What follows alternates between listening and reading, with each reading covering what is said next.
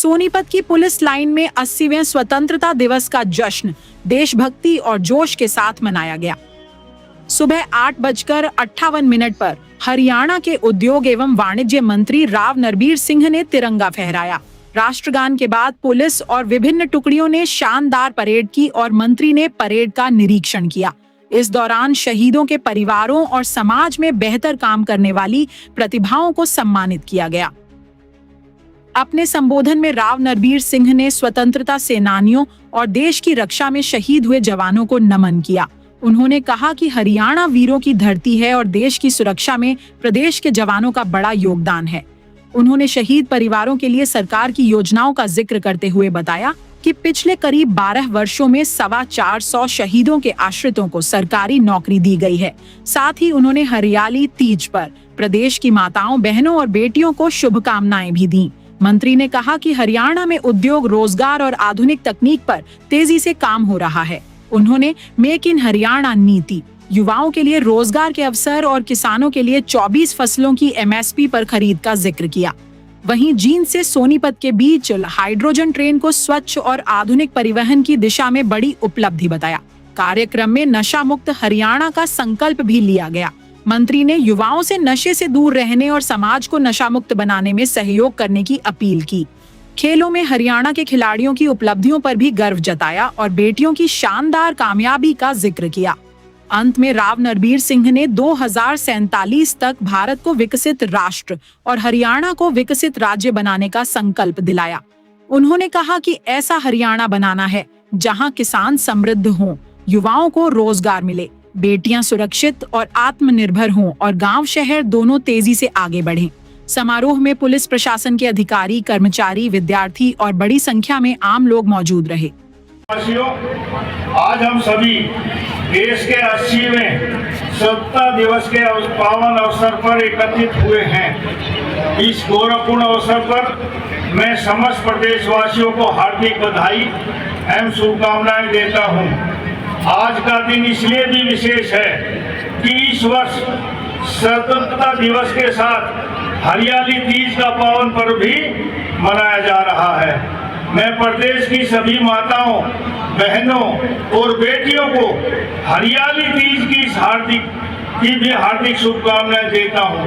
प्रकृति, संस्कृति और नारी शक्ति से जुड़ा यह पर्व हमारे सामाजिक और सांस्कृतिक जीवन की समृद्ध परंपराओं का प्रतीक है। आज के इस पावन अवसर पर मैं भारत की स्वतंत्रता के लिए अपना सर्वस्व न्यौछावर करने वाले ज्ञात अज्ञात स्वतंत्रता सेनानियों और शहीदों को श्रद्धापूर्वक नमन करता हूं। इन सेनानियों के त्याग और बलिदान से हमारे आजादी मिली।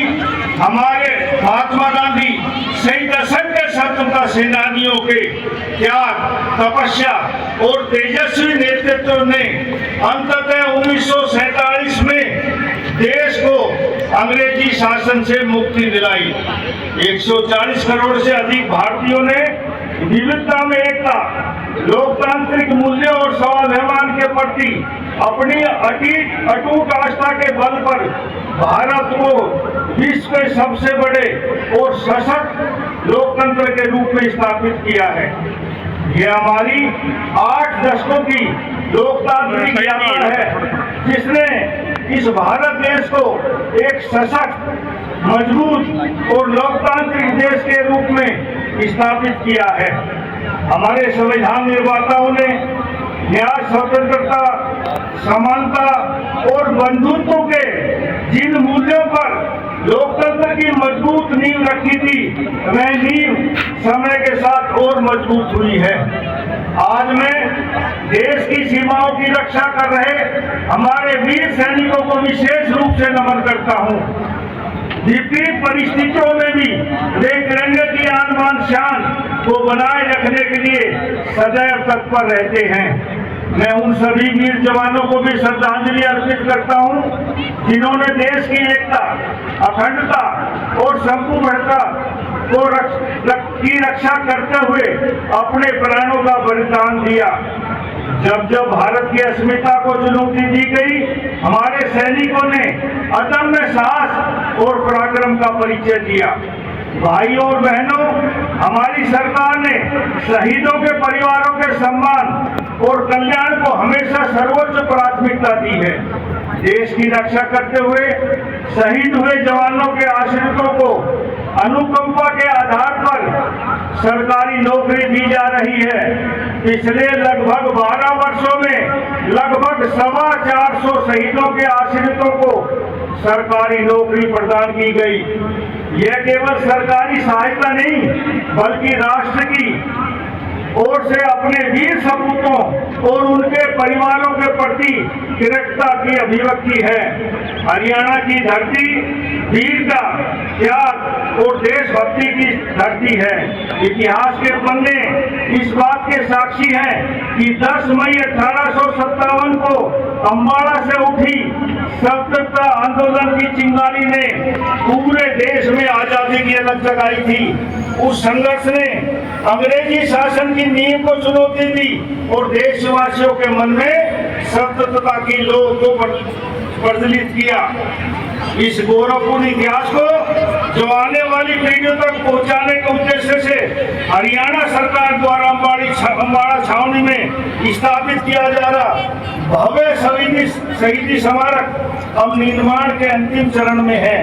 यह स्मारक हमारे वीरों के त्याग, संघर्ष और देशभक्ति का स्थायी प्रतीक बनेगा। सैनिकों एवं अर्धसैनिक बलों के कर्मियों और उनके परिवारों के कल्याण के लिए सैनिक एवं अर्धसैनिक कल्याण निगम की स्थापना की जा रही है। इस वर्ष इसके लिए 173 करोड़ रुपए का बजट का प्रावधान किया है।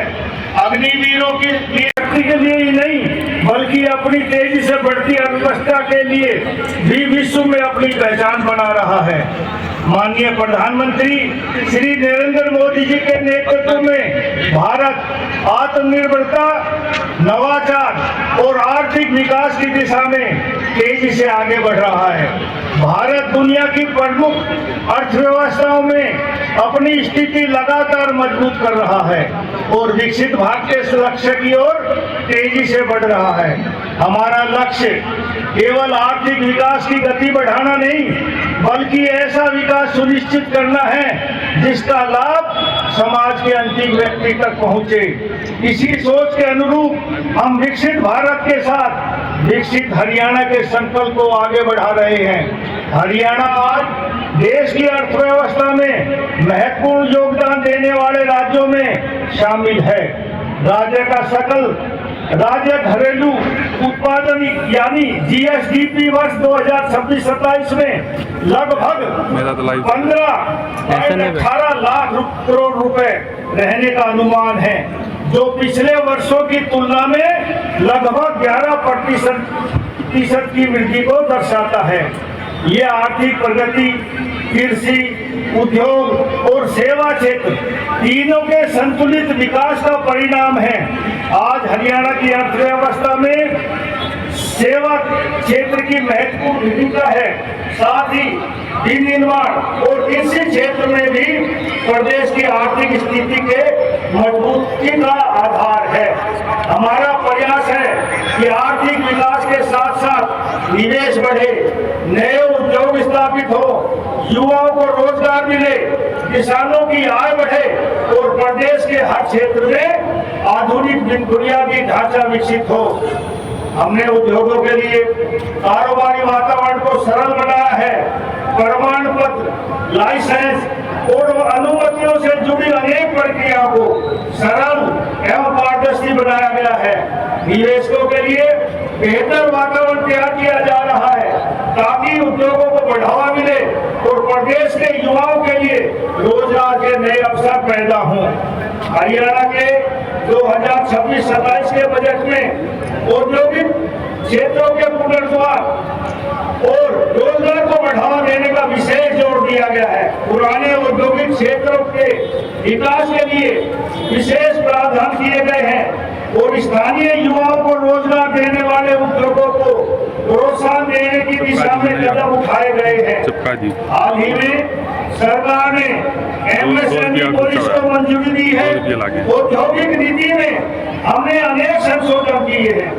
प्रधानमंत्री जी के मेक इन इंडिया अभियान की तर्ज पर एमएसएमई को बढ़ावा देने के लिए हमने मेक इन हरियाणा नीति तैयार की है।